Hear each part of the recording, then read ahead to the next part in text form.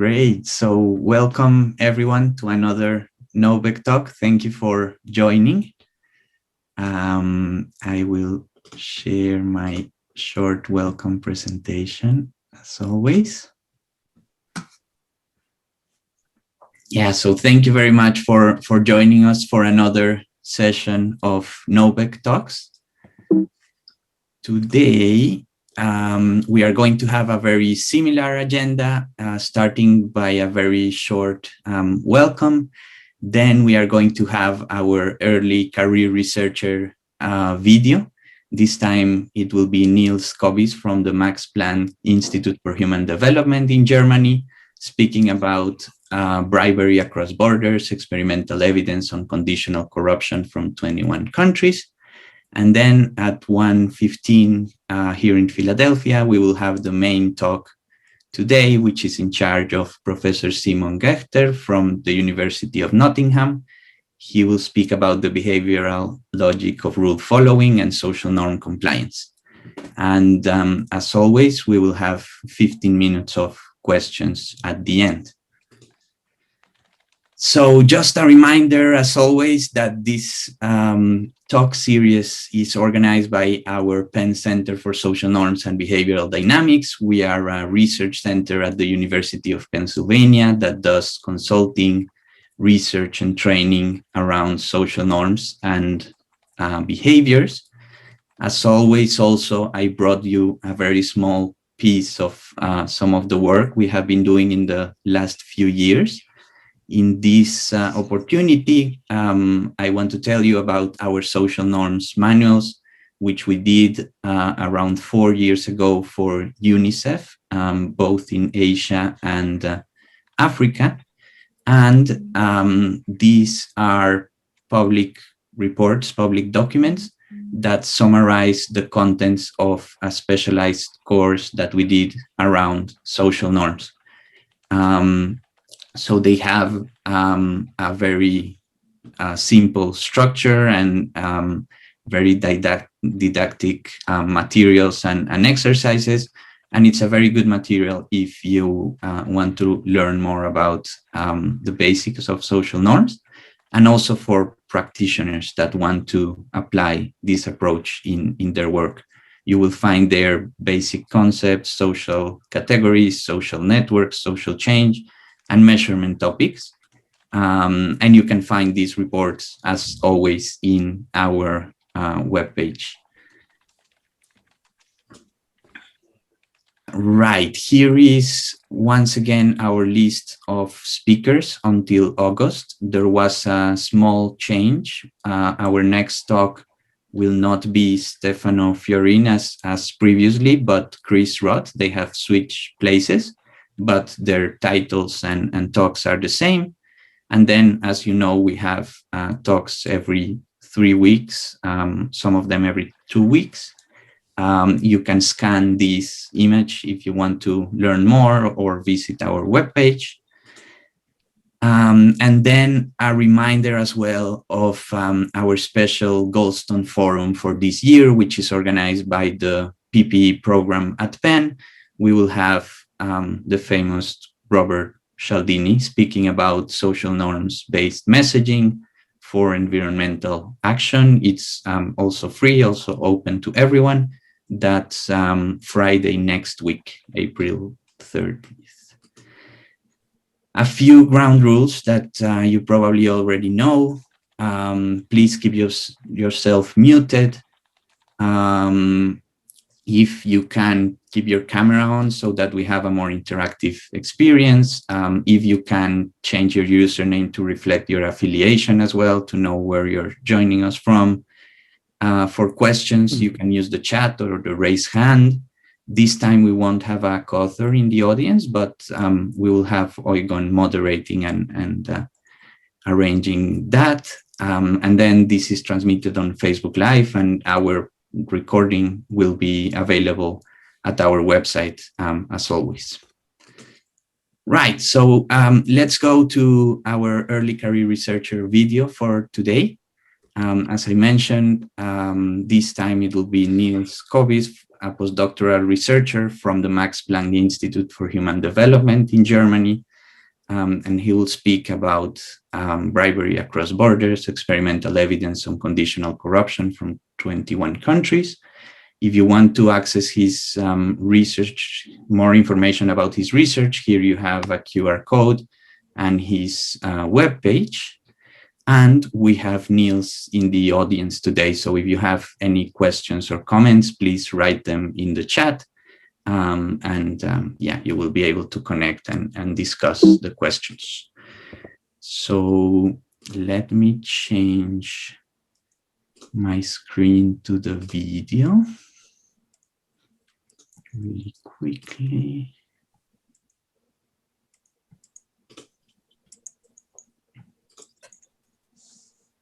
Yeah, so you should have it there. And then let's start.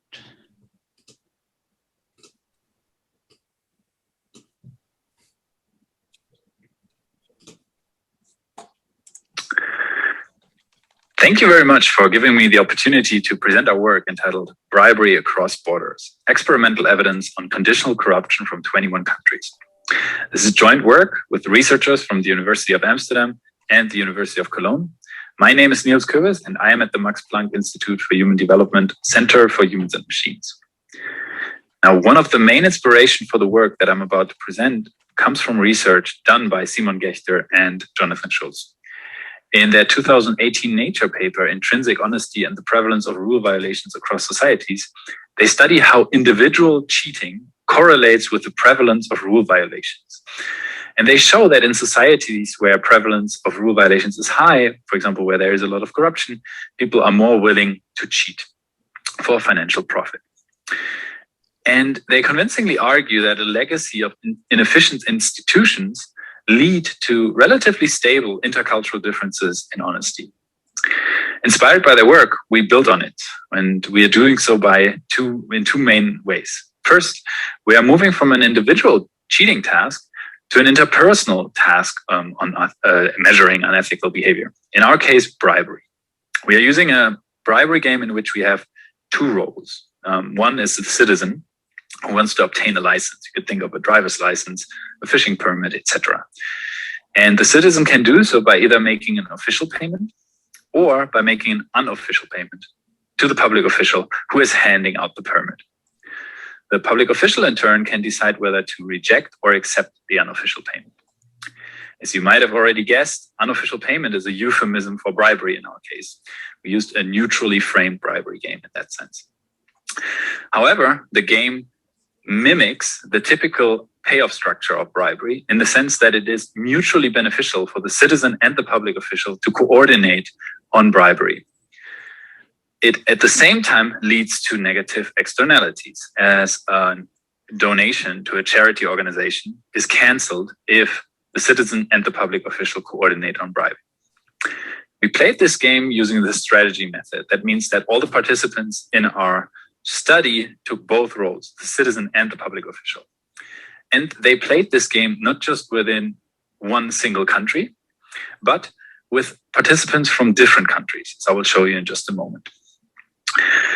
Namely, we used the only existing index that studies bribery across borders, the so-called Bribe Pairs Index.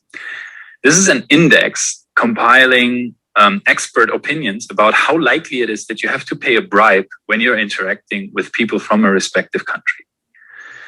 The index was published in 2011 by Transparency International and contains 28 countries. From these 28 countries, we sampled 21 by always recruiting a representative sample of 300 participants according to age, gender, and education, leading to a total sample of 6,472 participants. Now, what this setup allows us to do is to gain two main insights. A, we can get cultural comparative insights. Similar to the study by Simon Gaechter and Jonathan Schultz, we can compare how common bribery is in these different countries. At the same time, we can get first cross-national insights, meaning we can get insights into how much who you are matched with matters for your willingness to bribe. Let me show you the bribe offers. So, replicating the findings by Gaechter and Schultz, we find large heterogeneity across countries in their willingness to offer bribes, which correlates with the prevalence of rule violations.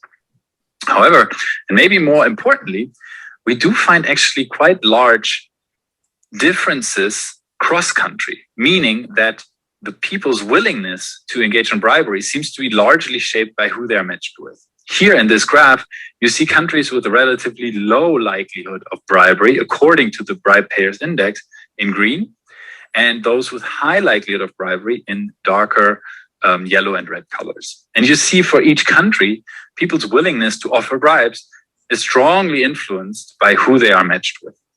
In general, confirming our pre-registered prediction that it correlates with the bribe payers index. Now, let me show you one more finding that I think is particularly relevant for this audience. We are also assessing in this study empirical expectations. So we ask participants in an incentivized way to guess how likely it is that their bribe offers are accepted. And the unique thing about our study is that we can actually compare that to the actual acceptance rate.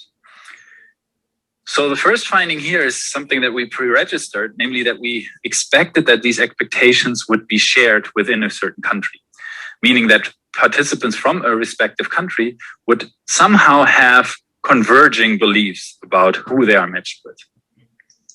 Now, what's more is that we actually do find large divergence between these empirical expectations and the actual acceptance rate. So I'm here plotting some countries for which people largely underestimated how likely it is that they are going to accept the bribes. So let's take, for example,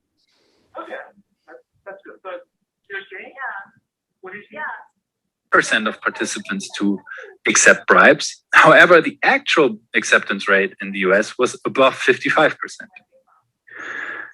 On the flip side, we also find quite often overestimation of bribe acceptance. For example, in this case in Argentina, people expected that around 47% of participants would accept bribes. However, the actual acceptance rate was around 37%. Let me briefly summarize the main findings of our study.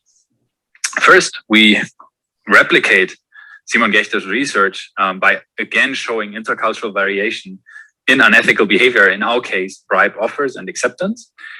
But what we add to this literature is that we actually find cross-country variation. And in fact, for the findings in our study, it matters more who you are matched with than where you're from, something that we call conditional corruption. Finally, as I've showed you last, the empirical expectations are shared across and within countries, but they deviate from actual acceptance rates, something that we call corruption stereotypes. On that note, I would like to thank you. And if you have any questions or feedback, I'm really looking forward to hear them.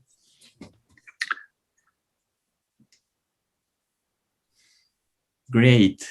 So thank you, Niels. As I mentioned, Niels is in the audience, so please feel free to write any questions, comments, anything in the chat. And as I mentioned as well, you can scan this QR code or go to this webpage if you would like to know more about his research. Right. So before we go to the main talk for today, just a reminder that in 3 weeks, on the 13th May, we will have our next talk by Dr. Chris Roth from the University of Warwick. The talk is called Disguising Prejudice, Popular Rationales as Excuses for Intolerant Expression. You will get reminders if you are registered in NoBeC Talks. If don't, please register. And with that, we are going to start with the main talk for today. As I mentioned, our speaker is Professor Simon Gaechter from the University of Nottingham. The talk is called The Behavioral Logic of Rule Following and Social Norm Compliance. So Professor Gaechter is a professor of the psychology of economic decision making at the School of Economics of the University of Nottingham. He is a member of the Center for Decision Research and Experimental Economics at the same university. He is also a fellow of the European Economic Association an elected member of the German Academy of Sciences Leopoldina, and he has held appointments at the universities of Vienna, Linz, Zurich, and St. Gallen. His research interests are in the area of behavioral and experimental economics, organizational economics, labor economics, and game theory. He has held a large European Research Council Advanced Investigator grant on behavioral economics of cooperation for a few years, and he has published in a wide range of very prestigious journals, including the American Economic Review, Science, and Nature, among others. And then we will also have Dr. Eugen Demand, as in previous occasions, as the moderator. He's an associate professor of practice in behavioral and decision sciences here at UPenn and a core member of our center. So with that, yeah. So before Simon gets started, Simon, feel free to start sharing your slides. I just want to say like a sentence or two on a personal note. So most of you know and love Simon for his amazing research. And also, I mean, he's a giant in social science, and everybody who's doing anything on corruption, on cooperation, and has come across his work. But also, I mean, he's one of the nicest people that are around. So I met Simon a few years ago at a conference, and that has definitely sort of changed my sort of trajectory in research.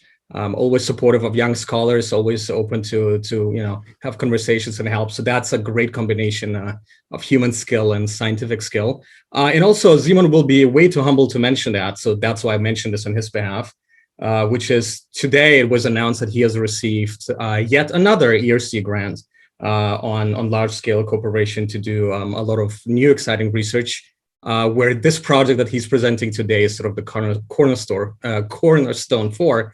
So Simon, super excited to have you. And as far as I can see, we sort of see your slides not in full view, but in presenter view. So maybe you want to adjust that. Yeah, there is just noticed that. So I have to stop sharing and do something else. So yeah, I mean, I can keep talking about you, Simon, right? But I feel like so this time is devoted to you. But anyways, extremely excited to have Simon here, and we're looking forward to hearing the newest about this research. So, okay. So thank you very much. Let's see whether I can manage now. I'm still in presenter mode. I don't know why that is. So, stop. You can check the options. Here. If you exit the full view, there's like an option that you can check. For presenter. But I don't know why I chose the presenter view now. Okay, so let me see whether when I do it now. So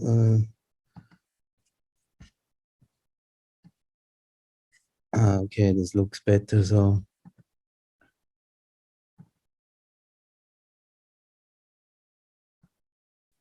is that better? Yeah, looks great. Okay, so thank you very much for this very kind introduction. So Eugen, I'm very pleased to be here and present this paper, which has a slightly different title to the one that was announced, but it's the same thing. So I haven't changed. You get what you are promised. It's just a bit shorter. Why and when and why do people follow rules? It's joined with Lucas Mollemann and Daniele Innocenzo, who both used to work here at Nottingham, and obviously they have now left. This research was funded by my first ERC grant, and I'm happy to share this research with you. So, the topic here is a very fundamental one. Society is regulated by rules, and they come in very many shapes and forms, obviously. So, this has been an observation that is clearly not new. So, for instance, Friedrich Hayek said, man is as much a rule-following animal as a purpose-seeking one. And Adam Smith remarked that without this sacred regard to rules, there is no man whose conduct can be much dependent upon. So rule-following is clearly a central element of social behavior. And to quote Christina Bicchieri, rules are the grammar of society. So it's clearly interesting to study the grammar of society. So what are rules? So rules come in simple forms: do X or don't do Y. So these are pretty similar, simple expressions, and we have all become very familiar with rules during this recent pandemic. Wear masks, stay at home, and so on. Laws are certain forms of rules, obviously, so they prescribe behavior and which come with sanctions if you don't obey the norm, and social norms are rules too, although they come with informal sanctions oftentimes. So, and the reason why this is interesting for cooperation is that the rule compliance is an important way of organizing large-scale cooperation. Again, the current pandemic is an example. The way to contain the pandemic is to follow rules of staying at home, wearing masks, washing hands, and so on and so forth. So that's an important practical way. And the question is, why and when do people obey these rules and thereby help cooperation? So, and also this is a small philosophical side remark. Rule following is at the heart of the problem of social order, which I have no time to go into it, but there is a bit of a literature also related to Hayek and Buchanan about constitutional political economy, where rule following is an important problem. So the question that we ask here is, why and when do people follow rules? Can be linked to some previous attempts, obviously. So the standard economic approach to this is that the people will just compare own net benefits of compliance with the own net benefits of violation, and they will follow the rules if the benefits from compliance exceed the benefits from a violation.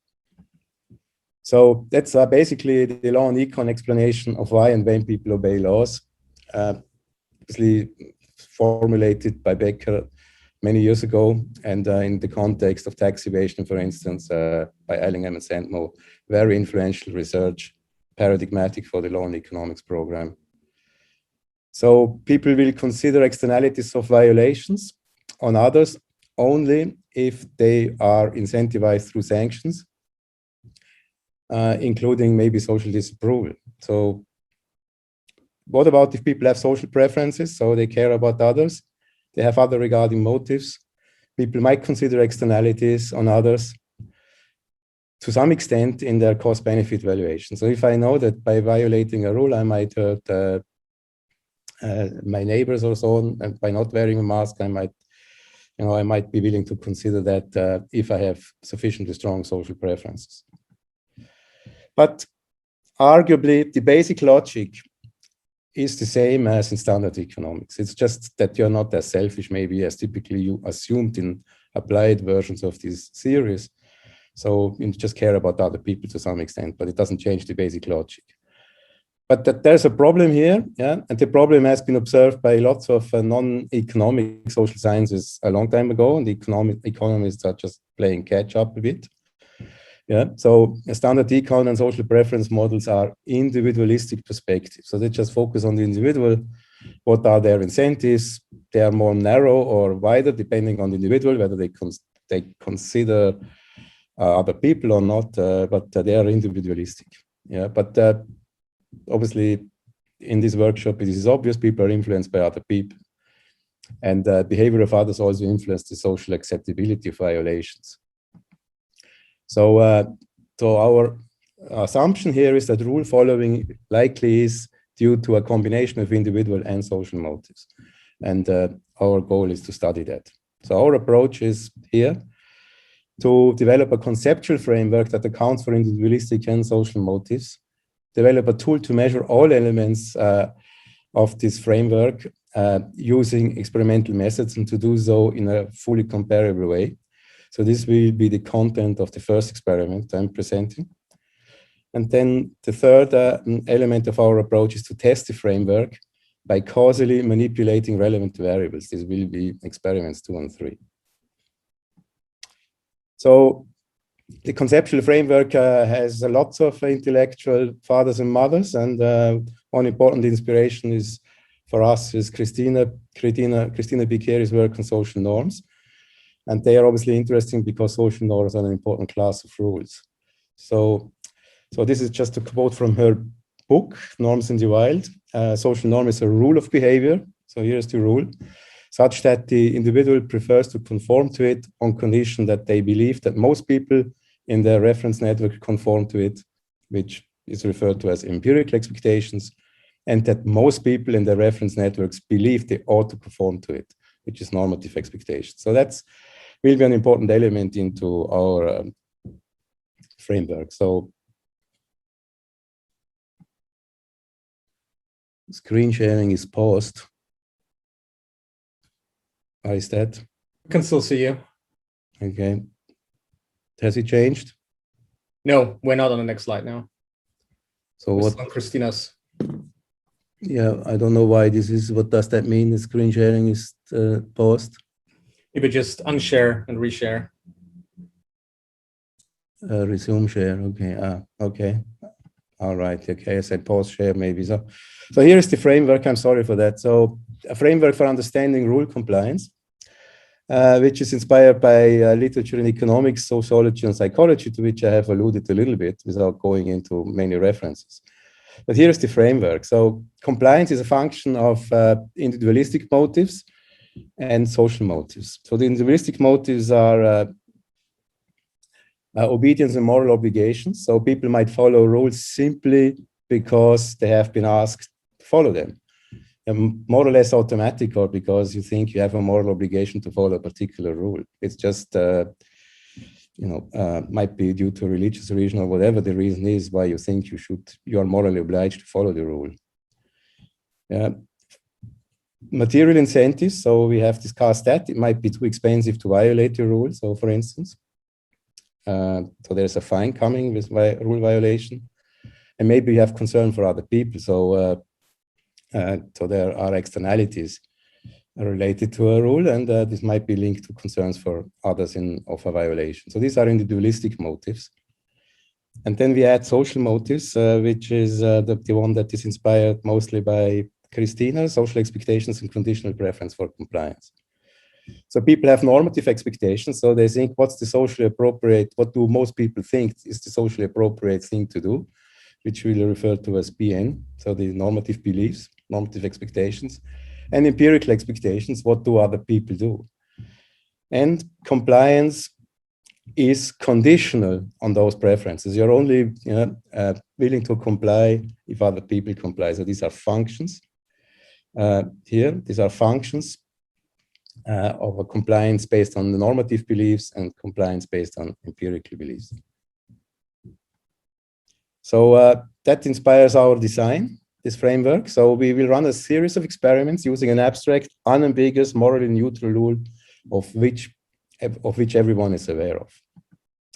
So what do we do? The way the experiments work is that we control the incentives and the externalities. And then we measure the normative beliefs, the empirical beliefs, and the conditional normative and empirical preferences. And we will observe O as a residual. Yeah, so in the first two experiments, a rule following will be materially costly. So you lose money if you follow the rule. Yeah. So actually you have an incentive not to follow the rule. Yeah. And there is no externalities. This is obviously a very stark setting, deliberately stark, not because this matches reality, because rules typically exist because there are externalities of people's behavior. But for the purpose of this experiment, first set of experiments to develop the framework, we assume there are no externalities. That's an assumption that we will change later on. We will also change this assumption that rule following is materially costly. So we will make it you will have an incentive to follow the rule. That's in experiment 3. Yeah. So this is a Stark scenario to get at the behavioral logic of rule following that is unconfounded. Is unconfounded with other regarding concerns or fear of punishment. So obviously, individualistic approaches here predict very low compliance. There is simply no reason to comply. Also, we will choose a rule where there is no intrinsic reason to comply. So that's the deliberately Stark setting. So you have an incentive to violate, and there are no externalities, so other regarding concerns don't matter. And in experiment 3, I already alluded to that, there will be an incentive for obeying the rule because violation will be materially costly and following beneficial, and there will be externalities. So these are still realistic scenario in many cases, but we build up step by step. So this is our rule following task. It's inspired by Eric Kimbrough and Sasha Vosloknotov in their seminal GIA paper 2016. So from which which has inspired our design, but ours is a simplified version of theirs. It has 1 stoplight. Theirs have 5 or 6, I think. So the idea is similar. So what happens in the stoplight task is that there's a stoplight, and people are told they control this avatar, this here, yeah, and they can move this to the stop line. They're given a rule that there is a countdown here of points. They start with 20 points, and they are giving a rule that the rule is to wait at the stop line until it turns green. So that's the rule simply here, but it's transparent to people that they have no incentive to follow that rule. Yeah. So this endowment just counts down over time, and just waiting just loses you money. Whereas if you jump the rule, which you can do, jump the stoplight, which you can do, you earn more money. And that's people are told this. So here's an example. So you click wait until it's green, and then you just move over. If you do that, you earn £5. So you lose five points, so you lose 15 by obeying the rule or something like that. So that's the simple rule following task. And in the first experiment that we ran this experiment on MTurk with 7,000 people, 49% male. Yeah, it lasted about 7 minutes, and they earned a okay hourly wage. So again, a reminder that there was the simple experiments. The rule is to wait until the traffic light turns green. And they saw this. And this is how people behaved. So, either they jumped in pretty much, they jumped some time before this. Those who jumped and those who didn't jump, they jumped immediately after. So they did pay attention. And those were just impatient people who violated the rule. So these are the violators, and these are the followers of the rule who just jumped right after the red line stoplight turned green. So if you jump immediately, you earn 17 points. If you comply, you earn 5 or 6 points, depending how fast you are. So what's the results on compliance? So we have control questions also. So in some set of experiments, so this is meant to make people even more aware of the fact that they can jump the stoplight with impunity, and that's in their interest. But it might make this a bit more, so it might reduce this automatic rule-following behavior, might reduce it a bit, and that's actually the case. But the violations, in the absence of control questions, is 70% of people comply, only 30% violate. And with the control questions, this reduces a bit, but not that dramatically so. So it's still 58% of people comply in this situation where there is really no reason not to comply, not to violate. No reason to comply, and still people do it. So this is also a remarkable magnitude of effect if we compare this to what people do in other tasks, experimental tasks. So for instance, in an honesty task, people give up 38% of their possible earnings, according to a recent meta-study by Abeler, Nocens, and Raymond. And in dictator game, according to Engel, about 28%, and here in our case, 48% of the available earnings by complying with the rule. So it's a remarkably economically relevant behavior too. So you might ask yourself, this is an M-Turk effect. So we replicated this with students. And the answer is no, we got 60% compliance with the students. And you might also ask, is it a context effect? Yeah, is it because we use this stoplight and people sort of automatically think in stoplight? So what happens? We should stop the stoplight. What happens when we make it even more abstract? So it's the same idea. You know, move this avatar here to the gray bar, wait until the cross disappears, and then move it over. So violation 60%. So it doesn't seem to matter very much. So this is a robust phenomenon that we have replicated a few times. So that's the first set of behavior. So we have a relevant phenomenon. People follow the rule. So the question is, why do they do this? So now we are deploying our experimental framework and we measure the relevant elements here. And so what we have done is we have controlled, just to remind, we have controlled the incentives and the externalities. So no incentive to comply, no externalities. And now what we're going to do in separate experiments, we're going to measure the normative beliefs and the empirical beliefs as a third step. So the normative beliefs are what do people think is socially appropriate, empirical beliefs, what do people think others are actually doing.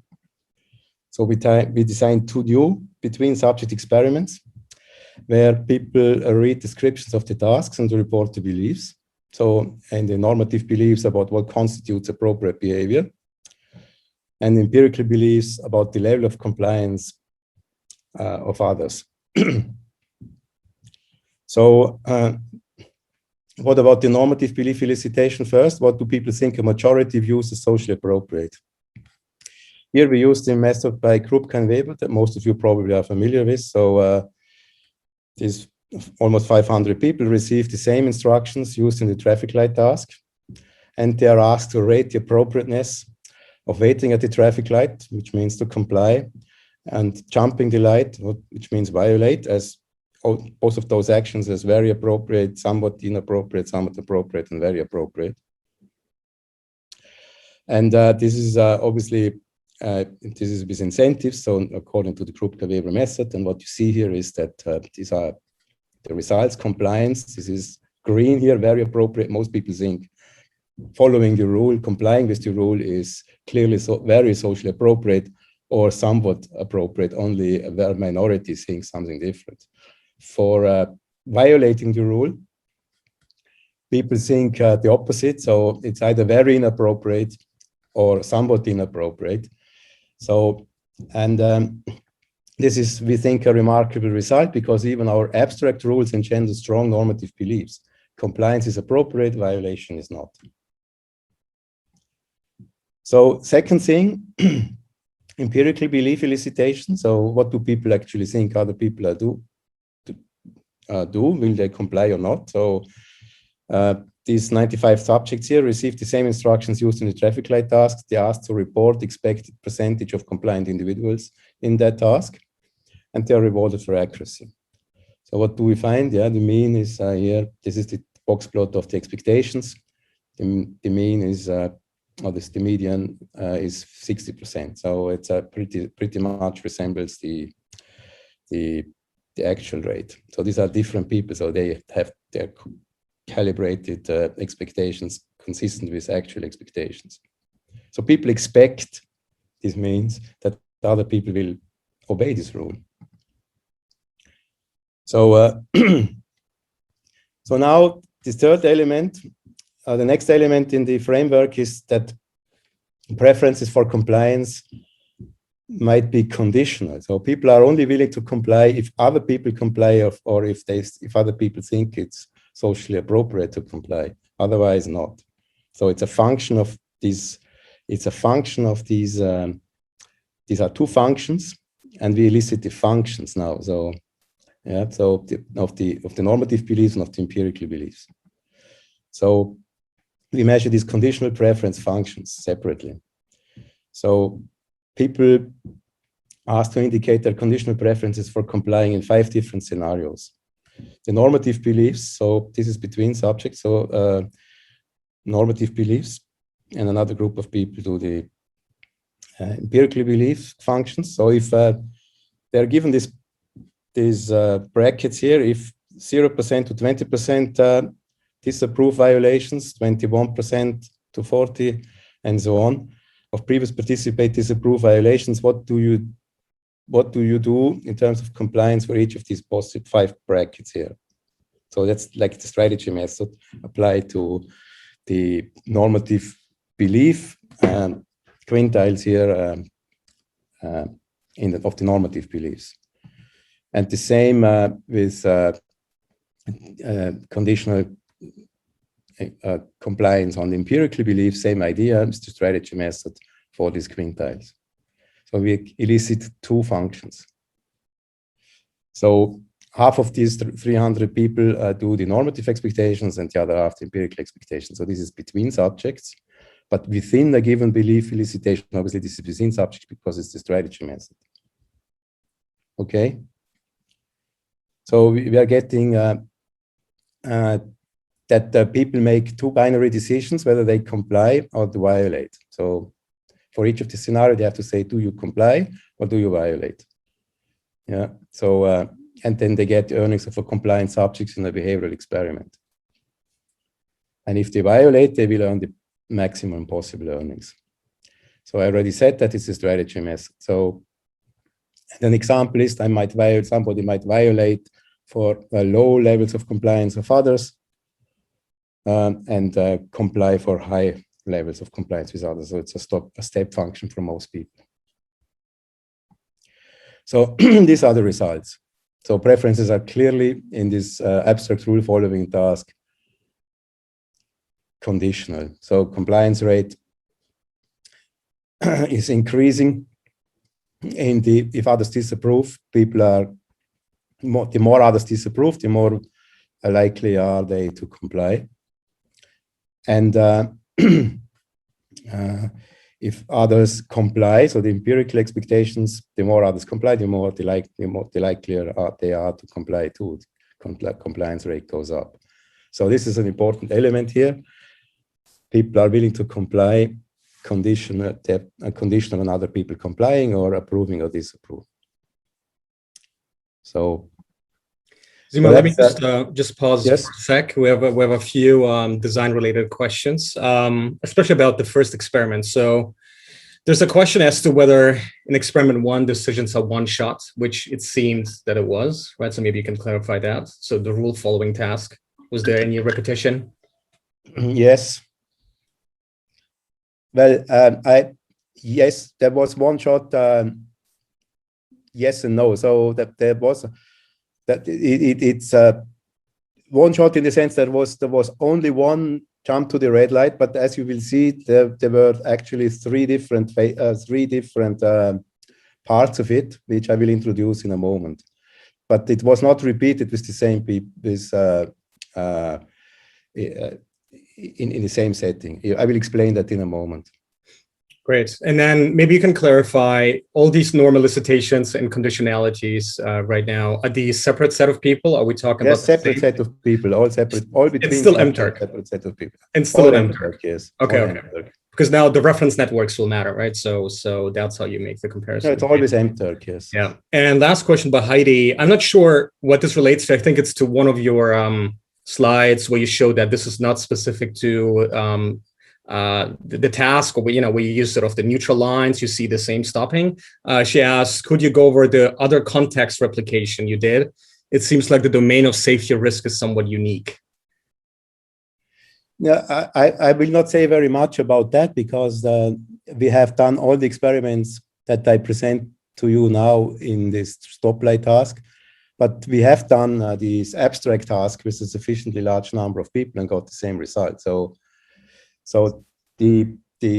I think for at least for the present purposes, this traffic light stoplight task is sufficiently robust to what we want to say. But great, yeah. Feel free to move on. Okay, so thank you for the question. So this is just to summarize the findings so far.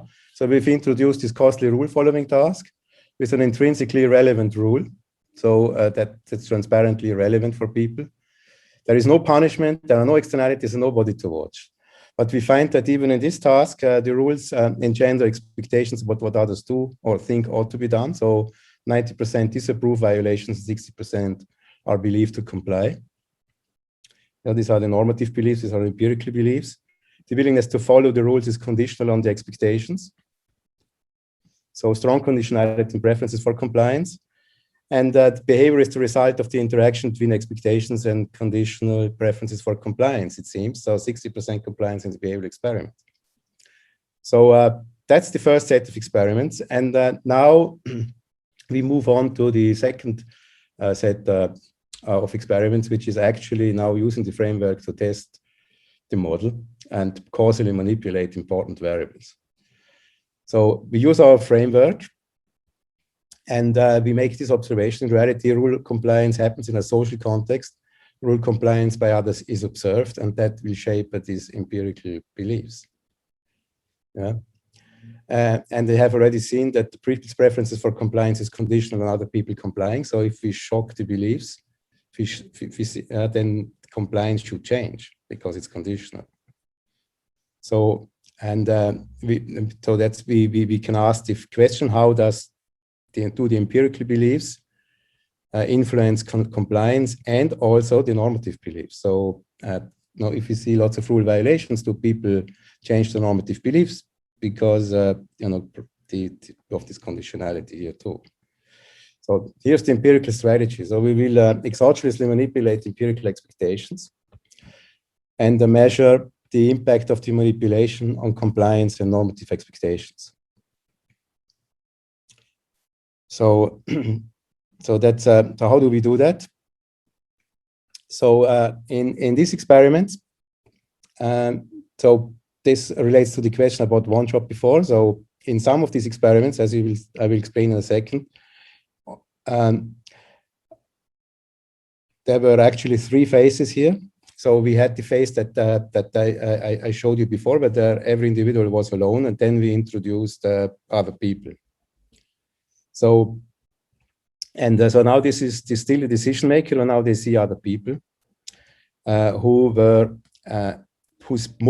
actual moving behavior was sampled from previous participants. But the experiment works otherwise exactly the same. So people click, they see what other people do, and then they see other people are moving over, and they move over as well. So so that now they have seen whether people comply or people violate. So, and how do we now manipulate empirical expectations here? First, I mentioned this. Participants first play the task alone, and then with peers, except in the control condition where they play the task alone in both cases. So, and what we do is we systematically manipulate whether peers set good or bad examples. So, so they see, this information that's from the instructions. Yeah, this is you. This is another M-Turker, and then they are exposed to a selected set of actual moving behavior of previous participants. So we have this baseline where they don't see anyone else, so they just do this again, the same individual task again. There is nobody else. The first set of manipulation is they see one other person, and this one other person either complied or violated. Yeah. So then we change groups. So we have also 2 other people. So both of whom could comply, both of whom could violate, or one could comply and one could violate. And we do this for a total of 6 group sizes. So where we have these different compliance rates. So why do we do this design? We do this design because we want to check whether group size matters and whether the fraction of compliant and non-compliant people matters as a function of group size. Yeah, because it might not be the same if I'm alone, if I observe 1 other people compliant or not compliant, as compared to observing 6 other people fully compliant or non-compliant or a mixture. That's the reason. So these are all between subject designs now. Yeah, so we have a total of 27 treatments here. They're all between subjects here.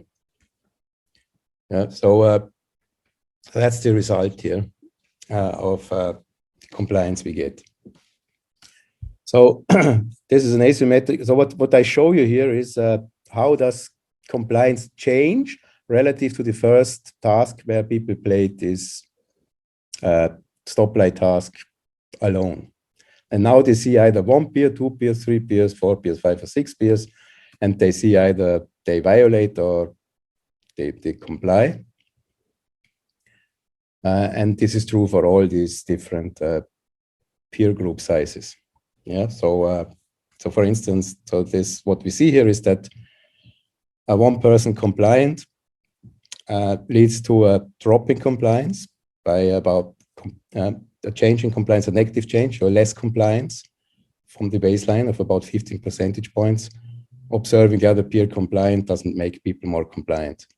Yeah, this is true for all group sizes. So, even observing 6 peers doesn't make you much more compliant. So this is actually independent of how many people comply, but the extent of violation is strongly dependent on how many people violate.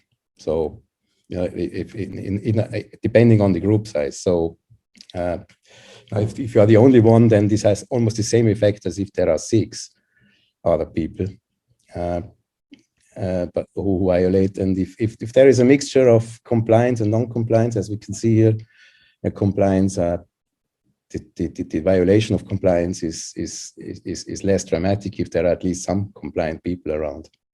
Yeah, but even 1 person in a group of 6 who violates, this has more weight in terms of convincing people not to comply than 5 compliant people at the same time. So this is a clearly asymmetric peer effect here that we observe here. When you think about, should I change my behavior? Yeah, then people pay much more attention to the negative examples than to the positive examples, to violations and to compliance. So this is a causal effect of the beliefs because the way we manipulated this. So now we look at the second causal effect is how does a rule compliance or a violation by others shape the normative expectations? Yeah. So we use Krupke-Weber and measure the change in appropriateness ratings of violate and comply relative to a situation without peers. So again, this is the appropriateness rating. If 6 peers is again new experiments with different people, if the 6 peers comply, if there is 1 peer compliant, and we look at the ratings for violation or compliance, and basically nothing changes. Yeah. If you have compliant peers, the appropriateness ratings do not change.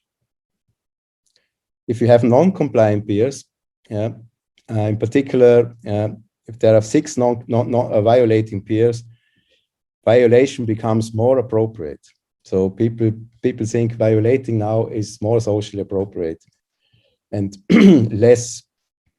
And compliance is less socially appropriate. So and this effect exists with one violator already, but it's exacerbated by 6 violators. So this means violations not only trigger more violations, they also change, in this context at least, the normative expectations. Violations increase the appropriateness of violations and reduce appropriateness of compliance.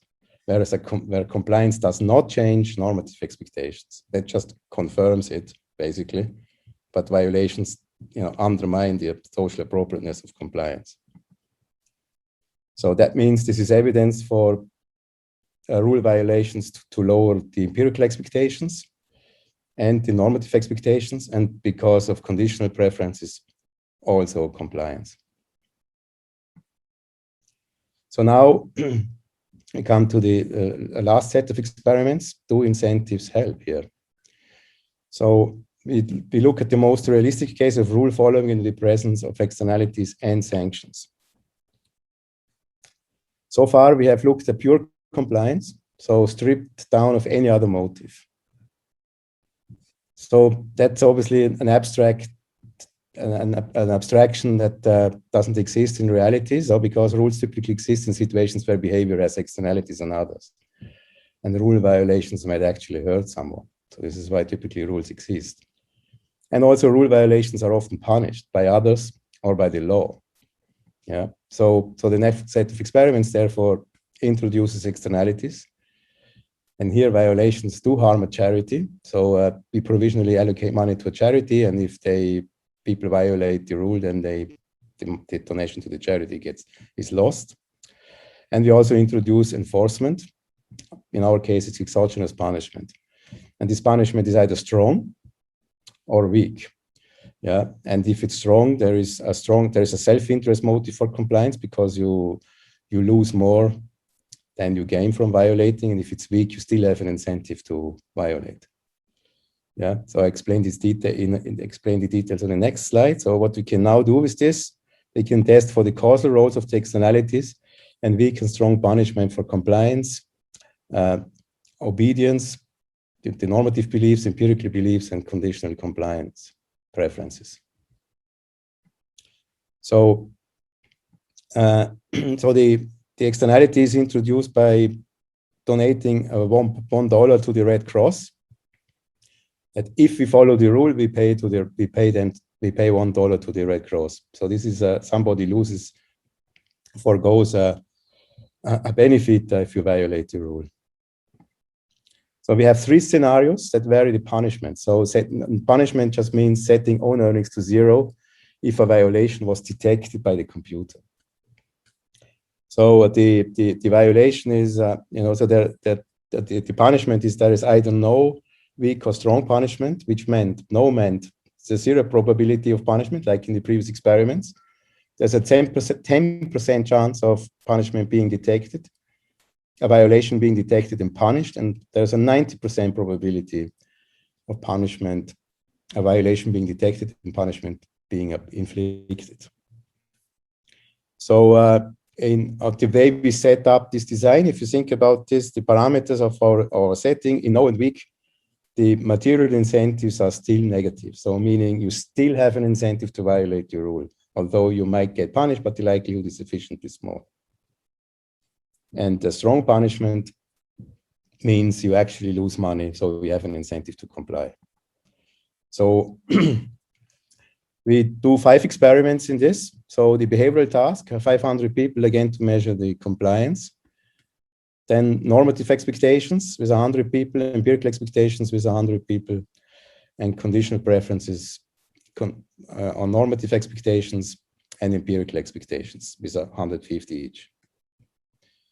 So, so we want to measure these elements and how do they now change causally with these exogenous punishment treatments. Yeah, so no externality means no externality and no punishment. This is our benchmark where there are no externalities and no punishment, which we replicated. And we get the same result as before. So compliance is normatively acceptable, violations is socially inappropriate.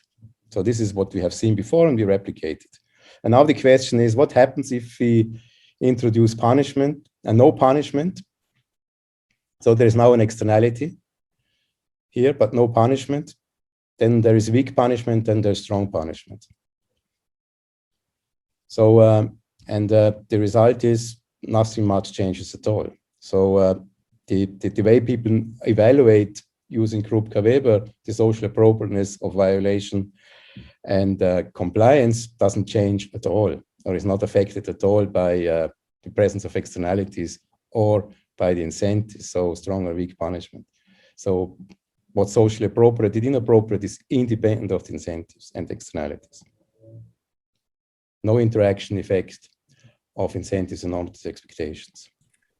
Simon, real quick, yes. Just for your information, so we're cutting into your Q&A time now. You're welcome. Yes, I'm almost finished. So sounds great.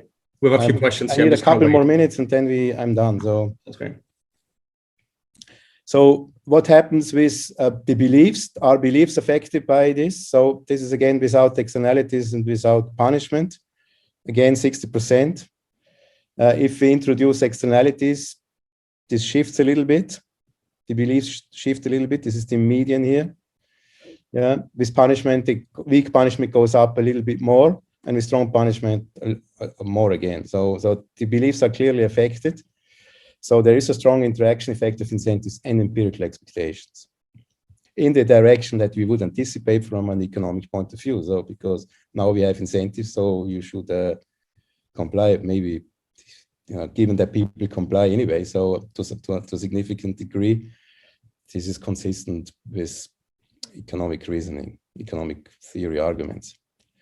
So what about conditional compliance? So this is again, a function of the normative expectations and empirical expectations. And and what you can see here is again conditional in how many compliance is conditional and how many others disapprove of a violation. And this is also the case for empirical expectations. So without externalities, our benchmark without externalities, no punishment. So now we add externalities. So this conditional compliance curve now shift up, both of them. Yeah, so externalities do make to shift these curves up, and therefore compliance, conditional compliance, even with others do not comply. Weak punishment, adding weak punishment doesn't do anything, and strong punishment leads to another big shift here in this conditional compliance curves. So this is a strong interaction effect again of incentives and conditional compliance. So we think this is an important result because incentives not only change behavior, but they also change all the other elements except the normative beliefs. Yeah, but as such, the normative beliefs are not affected by the incentives, but the conditional compliance based on the normative incentives expectations are affected. And the same is true for empirical expectations. Also, empirical expectations, they move a bit. So we can now, this is my penultimate slide. So we can use these data to calculate overall compliance. And this is now behavior, so just compliance rates. So, and we see that compliance rates follow this order. So compliance is lowest with no externalities and no punishment. It's bigger with no punishment. It's roughly the same with weak punishment, and it's strongly higher with strong punishment. So we can use our data to simulate what of these variables now matter here. So we use these functions and the beliefs, a random in a random sampling, and calculate basically the weight. If compliance is a function of a weight that people put on normative beliefs, these functions and the actual belief levels, and on empirical expectations and this conditional compliance here. And so basically what you see here is the simulated phi here, between 0 and 1, so which is this weight that people put on empirical expectations. And what you can see here is this is negative, meaning the data are best explained with a low, with a high weight on empirical expectation, which means a low weight on normative compliance. In other words, plain English, people are more influenced by the empirical beliefs than about the normative beliefs. That seems people's behavior is driven by what other people do.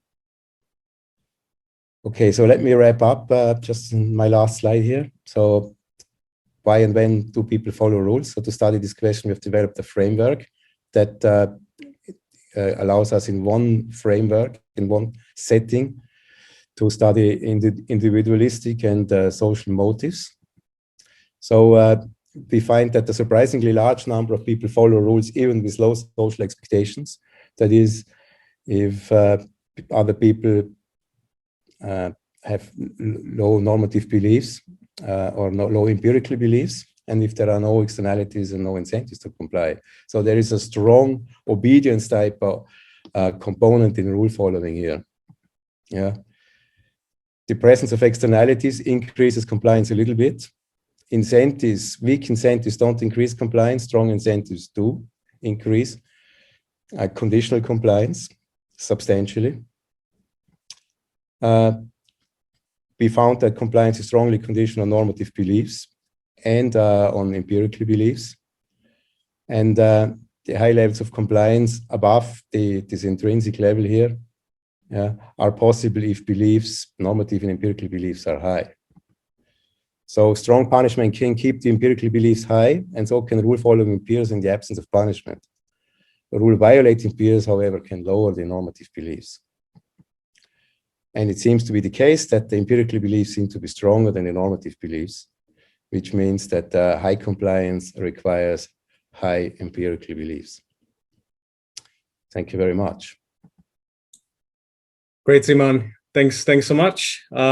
So even a giant of the field can go over time. So we can have a few minutes for some questions. Maybe you can keep up your slides, Simon, so you can go back if needed. So one question came from Enrique and added by Jana. The question about legitimacy of the rule, right? So your setting is such that the rule of stopping at the light is quite legitimate, and the question is, do you believe you could see something similar if you ask for something that doesn't make any sense? So Jana suggested, what if the rule was to go on red light instead on green? Like, do you have any intuition what that would mean? No, thank you. That's a good question. And so the way I think about this, there are obviously millions of rules out there. And so the first answer I would give to this is that I would refer again to my artificial experiment, where people, which didn't have a stoplight, where people were told move to wait in the gray area until the cross disappears, and then move over to the dark area.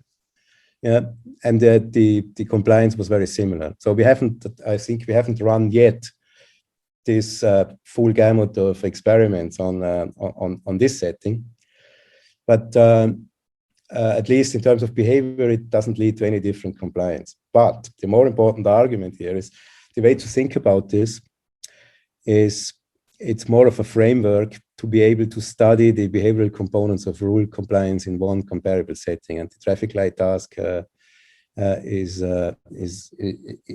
think is it's an excellent starting point. Also, because of Eric and Sasha's paper on this, who studied, this in a more richer context and it correlates. So, which we don't do here except in passing. So it's a nice task. It has it's very easy to understand for people, and even when people receive control questions, they comply. And so it serves the purpose for us to validate our framework and to see what happens in this fully controlled task. But I think what we have provided, maybe more importantly than that, is to provide a framework and how to think about this. And obviously, we could design other tasks, and actually that's what I'm about to do. So designing other tasks or other rules where you can think about this. These are just all the elements that seem to be relevant. And in this setting, we were able to do some causal manipulations that make particular sense in this context. So that's my answer to this. But as always, I think it's a versatile setting, and we can use future experiments to see how particular rules, maybe even more nonsensical actually, how they affect these elements in this framework. Great, thank you.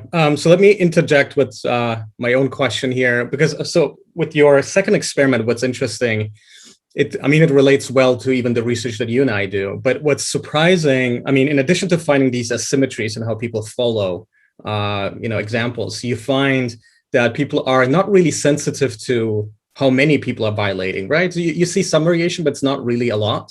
And you see barely any pickup of sort of rule following. So do you believe that maybe part of the reason why you see that is maybe you are averaging out heterogeneity because maybe the switching points of incentives matter, right? So maybe if you give them more or less incentives to forego money or not, that they would follow the rules differently. And in addition to that, maybe, do you think that you might be not picking up heterogeneity based on what people's norms are before they're being put into that, right? So you can imagine that within. Do you see my slide now? No, we don't. You stop sharing. But we could sort of imagine like a within context where you ask people for norms and then you check whether that predicts the extent to which they follow the peers, right? So do you think maybe you're averaging out some of that? Maybe, yeah. So, I mean, this is obviously an average graph here. So what we do have is, it's all between subjects. So not sure we can say very much because for that, yeah. Because this is all between, all these 27 treatments are between subjects. So that an individual is only exposed to one set of rule violators or compliant people. So, and I think, lots of stuff is possible in this framework, I think, because it's simple enough. And this is just one set where we decided to make a start by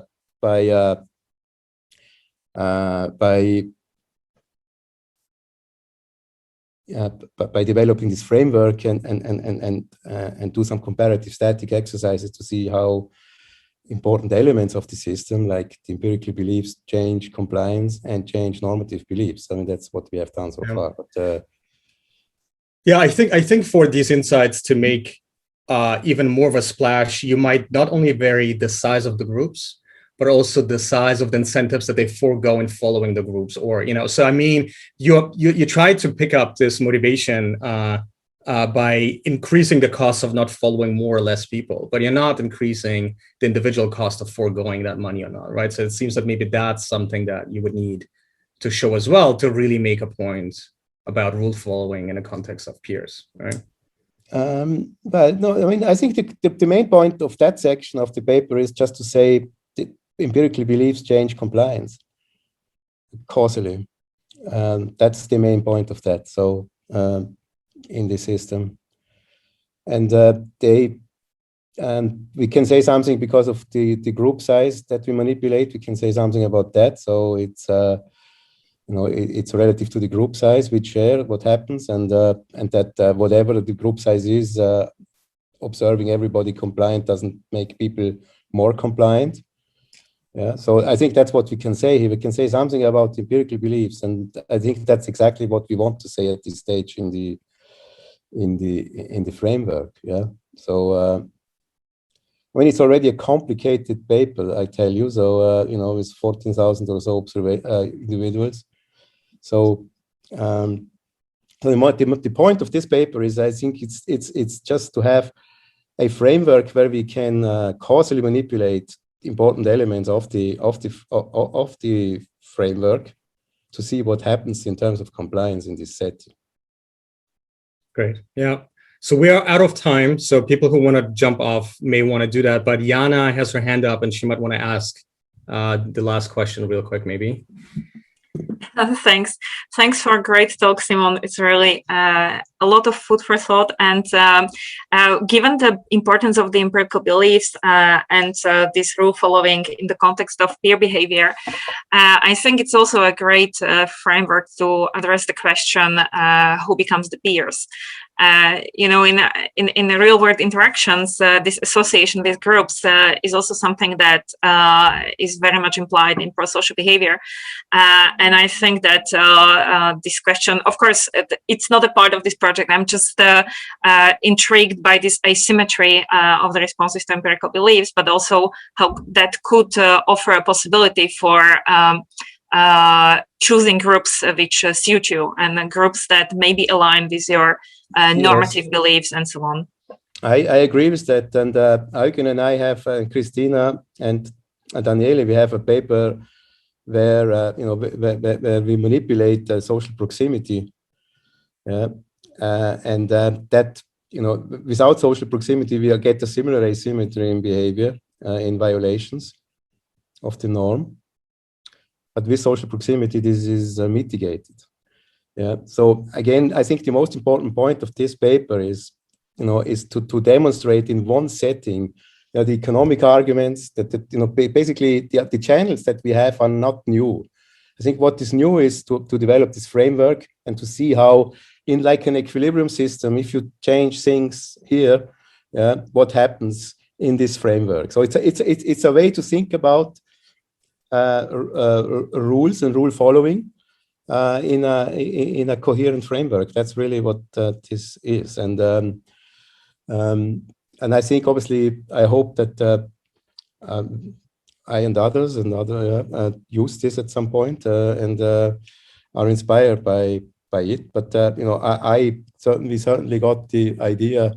I mean, actually, we got the idea a while ago, but the observation of what's happening in the pandemic, people following the rule, and you know, or not, and what this determines, made me think a bit more about this framework and you know, what brings people to follow rules. Obviously, in the real world context, the rules have, let's say, wear a mask, you know, is not intrinsically useless like our rule. I mean, we do it here for empirical, for experimental control purposes, but the idea is that the framework can capture also normatively value-laden context as well.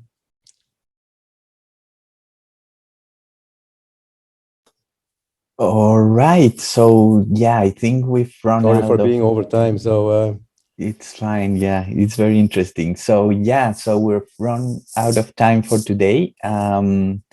So thank you very much, everyone, for joining. Remember that in 3 weeks, we will have our next talk. You would get reminders on your email as always. And yeah, thank you very much for joining today and your very interesting questions and discussions in the chat. So goodbye. yeah, thank you very much for everyone. Yeah.